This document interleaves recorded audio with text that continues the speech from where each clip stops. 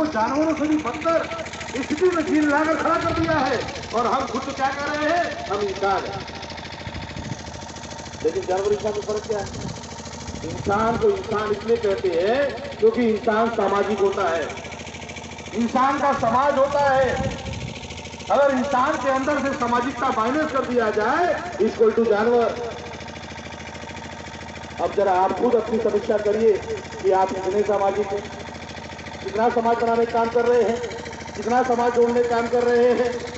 तो आप सामाजिक हैं या जानवरों की स्थिति में खड़ा कर दिया है, ये आपको समीक्षा करना है। तो जातियां हमारी पहचान नहीं है, ये जाति हमारी पहचान नहीं है। ये जातियां जिन लोगों ने बनाई उससे उनको फायदा होता। आप कहीं जाओ, ट्रेन में जाओ, बस में जाओ, इंटरव्यू देने के जाओ, स्कूल में जाओ,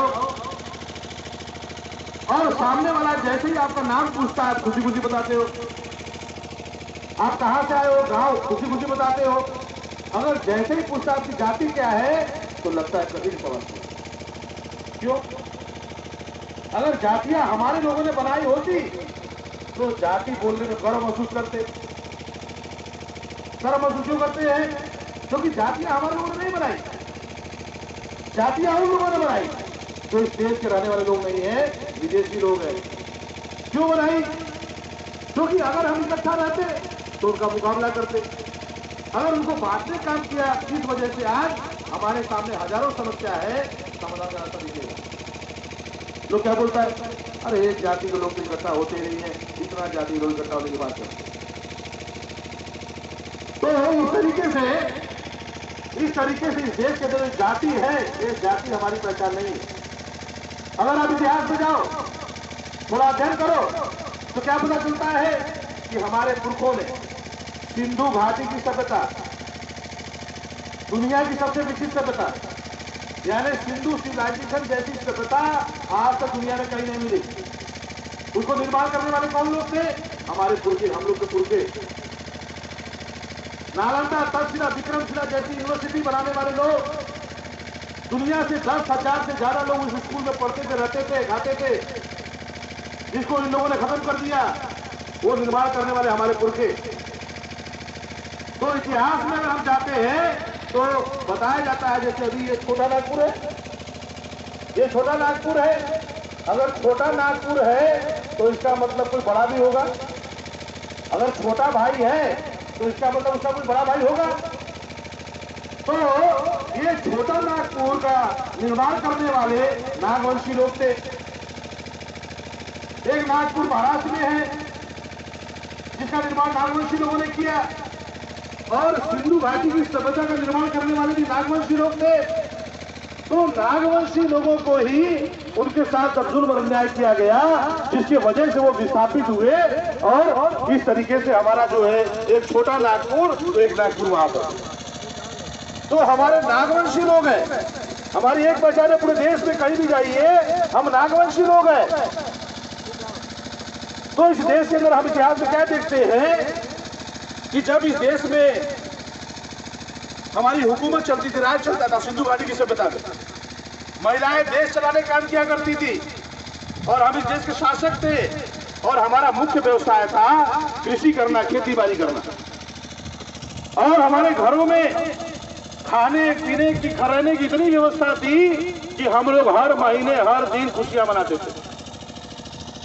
और सिंधु घाटी की सभ्यता में आप इतिहास में देखिए, वहां पर कि किसी के घर में ताले नहीं हुआ करते थे। क्यों?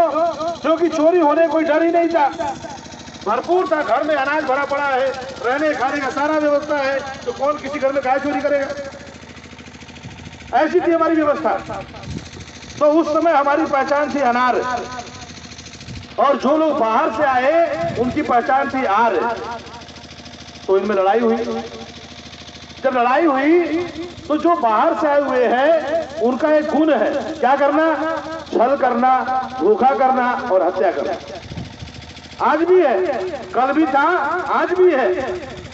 अगर हेमंत सोरेन जी को आज जेल में ईडी में डाला गया तो धोखा हुआ, छल हुआ, और छल करने का काम किसने किया?